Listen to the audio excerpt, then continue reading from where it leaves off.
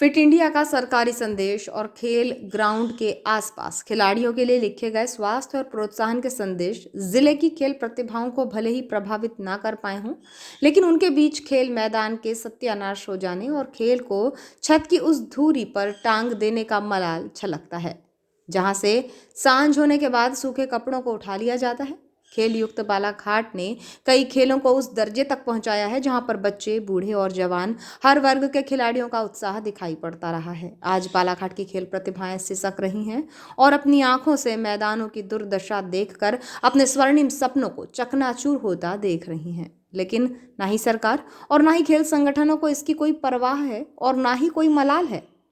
राम भक्ति के चरम उत्कर्ष के बाद हमने गणतंत्र दिवस का जश्न भी मनाया। इसी उल्लास में खेल मैदान की दुर्दशा स्वयं प्रशासन ने की है, जिस पर खेलों को प्रोत्साहन देने और खिलाड़ियों को उपयुक्त माहौल उपलब्ध कराने के साथ ही खेल मैदानों की जवाबदेही है। उन्हीं ने खेल मैदानों को आयोजन मैदान बनाने का काम कर दिया है, तो इस गुनाह का दोषी किसी और को क्यों ठहराया जाए। मुन्ना स्टेडियम का ग्रास फील्ड मैदान तबाह हो चुका है। ये खिलाड़ी गोल पोस्ट का बोझ नहीं बल्कि अपने सपनों का बोझ उठा रहे हैं, जिन्हें फुटबॉल के महान खिलाड़ियों की तस्वीरें देखकर और उनके खेल प्रदर्शन की तरह अपने आप को गढ़ना है। इनके सपने बेशक बड़े हैं और हौसलों में वो उड़ान भी है, लेकिन हमारे प्रशासनिक तंत्र ने जो बेरुखी दिखाई है और खेल मैदान को आयोजन ग्राउंड में तब्दील किया है, उसके बारे में ये भी कर सकते हैं कि मन महसूस कर ही सही फिर से अपने उस मैदान को निहारने लग जाते हैं जहां लंबे अंतराल के बाद ग्रास फील्ड बिछाई गई थी, जिसमें लाखों रुपयों की राशि भी खर्च की गई। लेकिन एक समय आयोजनों की मुन्ना स्टेडियम मैदान में पाबंदी लगी थी, जो प्रशासन ने ही हटा ली है।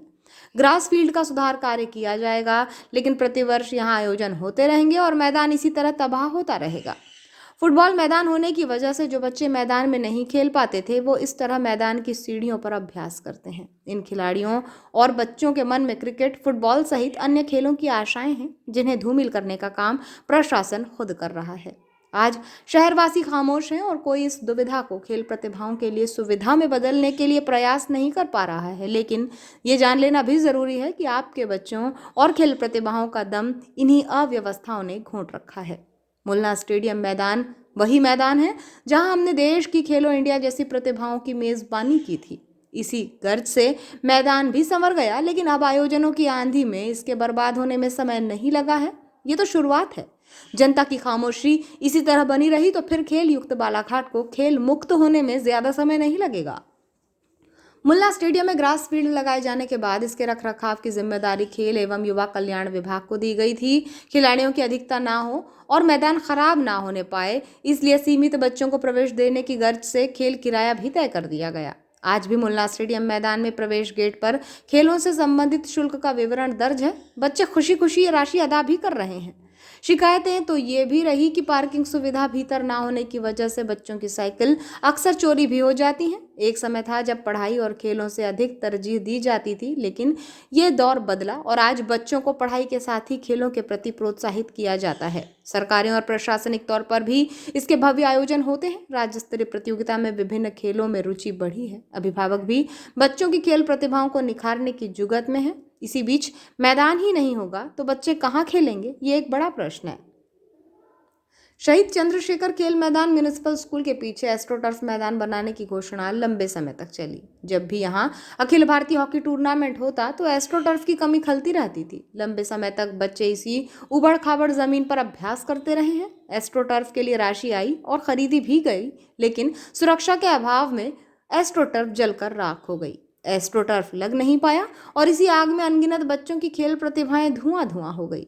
शहर में एक भी खेल मैदान सटीक सुविधा युक्त हो पाना राजनीति और प्रशासनिक दोनों ही दृष्टि से संभव नहीं हो पाया है।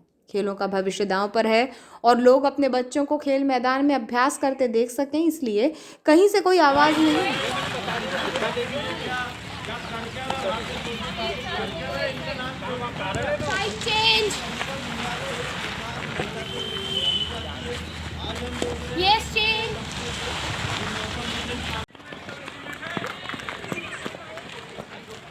वैश्विक स्तर पर हमारे खिलाड़ी, जिसमें धोनी, विराट कोहली, पीवी सिंधु, सानिया मिर्जा सहित अन्य खिलाड़ियों ने न सिर्फ खेलों की पहचान स्थापित की बल्कि देशों का मान भी बढ़ाया। अभिभावकों का सपना भी यही है कि उनका बच्चा भी देश के लिए खेले, लेकिन खेल मैदानों की दुर्गति इसी ओर इशारा करती है कि खेल तो वहीं रहेंगे लेकिन खिलाड़ी पिछड़ जाएंगे।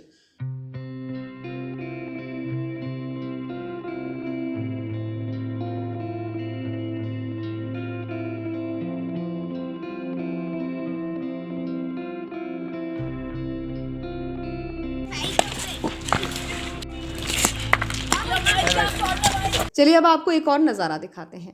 चमक धमक भरी लाइट्स लग गई हैं, डोम सज गए हैं, झूले लग गए हैं। गवर्नमेंट स्कूल का मैदान भी एक प्रमुख मैदान है जहां आयोजन ना हो तो खेल प्रतिभाएं खूब होती हैं। यहाँ खेल भी हो सकते हैं, लेकिन शहर के बीचों बीच होने से ये मैदान आयोजकों को भी खूब भाता है। इसके संरक्षण और खेलों के लिए उपयुक्त होने की दिशा में अब तक कोई प्रयास नहीं हो पाए हैं, इसलिए राजनीतिक, सामाजिक, धार्मिक और अन्य तरह के आयोजनों के लिए ये मैदान एक आयोजन मैदान बनकर रह गया है। खेल मैदान के अभाव में खेल प्रतिभाएं सिसक रही हैं और उनके सपने टूट रहे हैं। भविष्य की चिंता किसे है? आज में जी रहे लोग आनंदमय हो जाएं और खेलों की दुनिया से दूर मेले और उत्सव के आनंद में मगन रहें, ताकि कल कोई ये दोष किसी को ना दे कि खेल और खिलाड़ियों के साथ ही मैदानों की दुर्दशा को लेकर कोई सजग था। आज खेल मैदानों की कमी एक बहुत बड़ा यक्ष प्रश्न है। खेल मैदानों की दुर्गति पर न सिर्फ हमें सोचना होगा बल्कि इन्हें बचाने के लिए कुछ कोशिशें भी करनी होंगी।